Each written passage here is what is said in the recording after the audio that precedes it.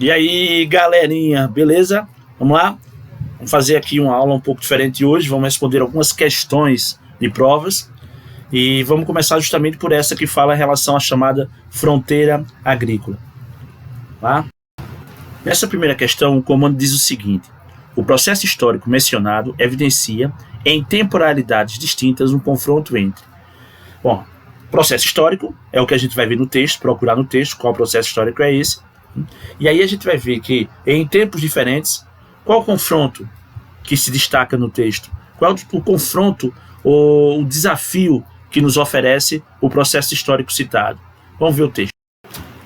A construção da Transamazônica foi interpretada por alguns estudiosos como uma espécie de contra-reforma agrária, na medida em que abriu para as populações rurais pobres uma nova fronteira de expansão.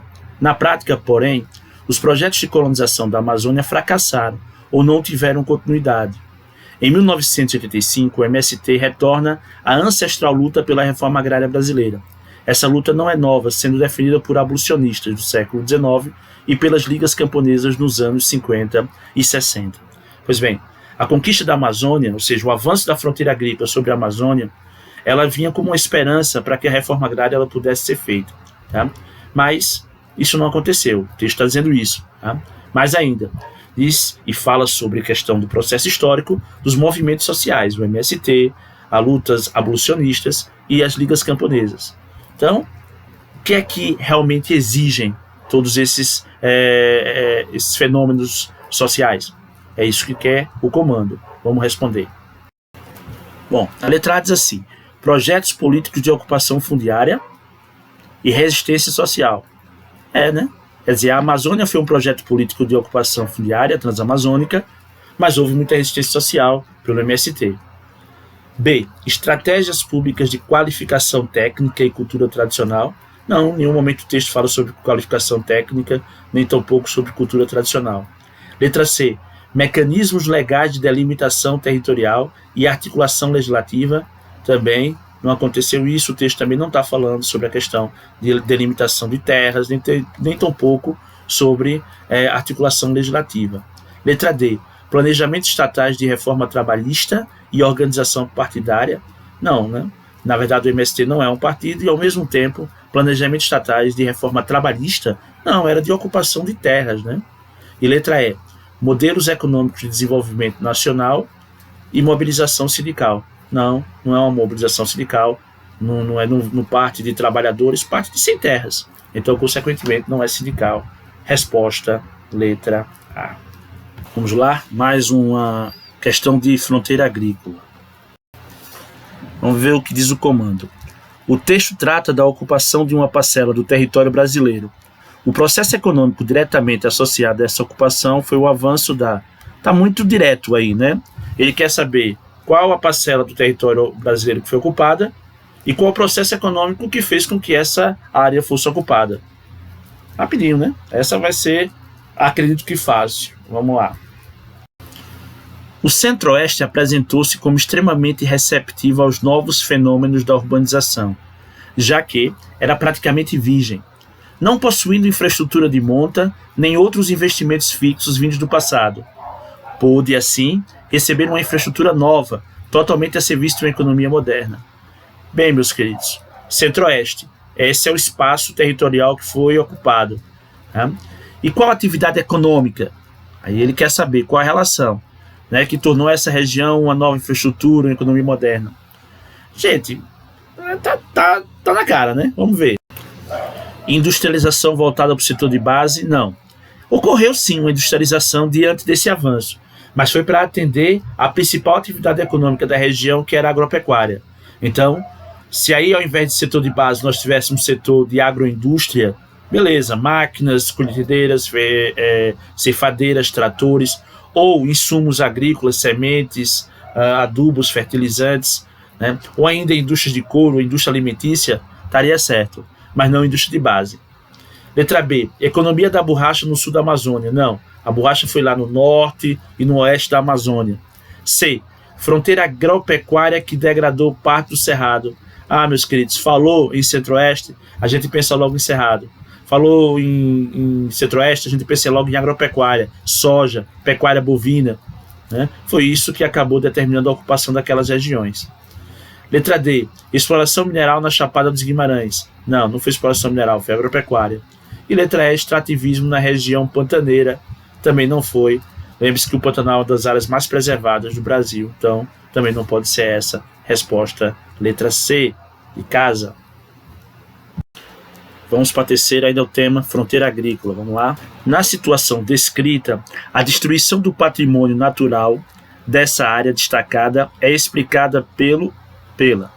Bom, ele aí quer saber qual é o fator que é responsável pela destruição do patrimônio natural do texto. Vamos ver qual é.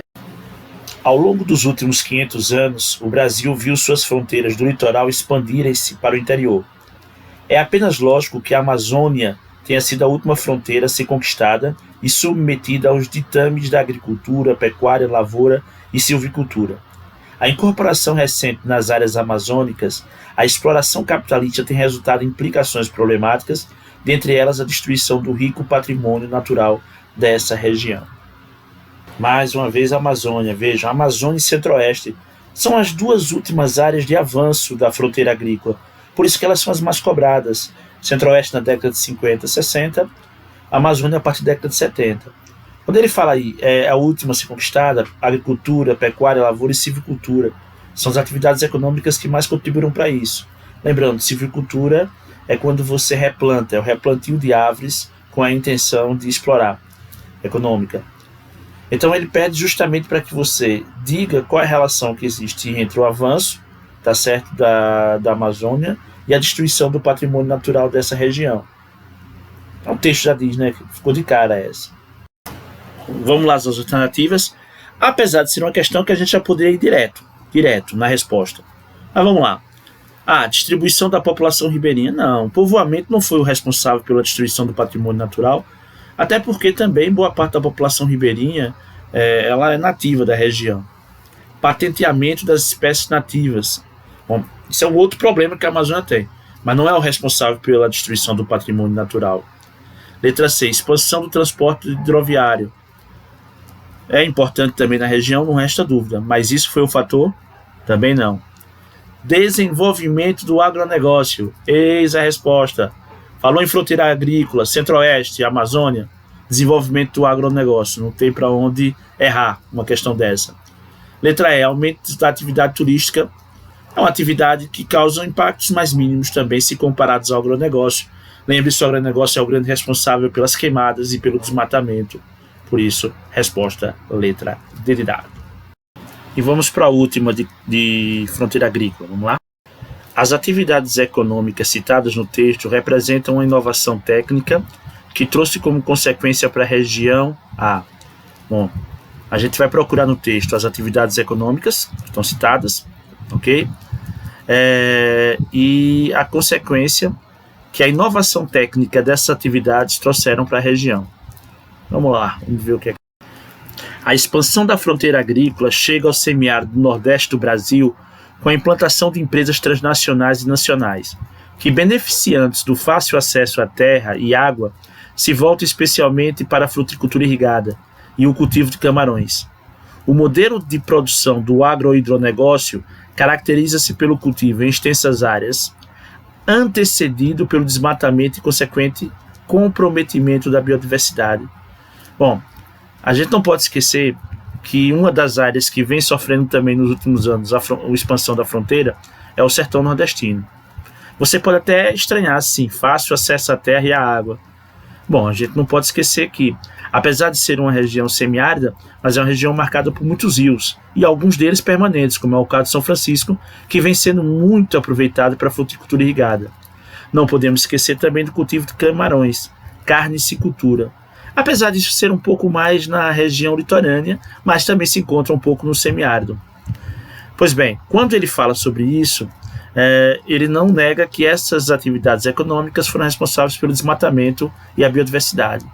A questão é, essa fruticultura irrigada e cultivo de camarões atende tanto aos interesses das empresas transnacionais? Será que a produção é voltada principalmente para atender o mercado interno? Não, né?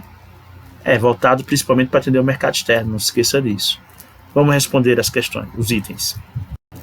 A intensificação da participação no mercado global. Opa, transnacionais interessadas nisso? Claro, evidentemente que tem a ver com o mercado global. Com certeza. Letra B. Ampliação do processo de redistribuição fundiária. Redistribuição fundiária.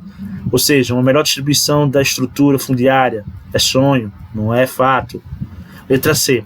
Valorização da diversidade biológica.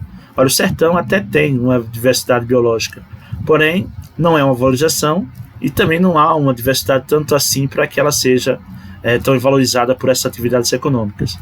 Letra D. Implementação do cultivo orgânico. Não, também não é orgânico, é a agricultura moderna.